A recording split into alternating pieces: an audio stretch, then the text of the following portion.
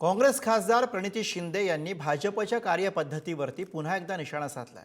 भाजपला जनसेवा नाही तर लक्ष्मी सेवा करायची आहे। भाजप विरोधामध्ये लोकांच्या मनामध्ये रोष आहे असं प्रणिती शिंदेंनी म्हटलंय। पैसा हत्या मारामारीच्या राजकारणामुळे लोकांच्या मनामध्ये रोष आहे। जनसेवा हा भाजपचा खोटा चेहरा असल्याचं प्रणिती शिंदे म्हणाले। मनात कुठेतरी रोष आहे तो त्याचं नक्कीच मतपरिवर्तन होताना आम्हाला दिसेल 16 तारखेला। पण अर्थात ह्या लोकांच्या ईव्हीएम असेल, ह्यांचा पैशाचा खेळ असेल, पैसे वाटप असेल, निरनिराळ्या प्रकारे प्रशासनावर दबावाचं तंत्र वापरलं गेलं तर मग एवढा मोठा धक्का लोकशाहीला आणि लोकतंत्रेला ते एनिवेज पोहोचवतात। तर आपण ते काहीही करू शकतात, ते कोणत्याही लेवलला जाऊ शकतात।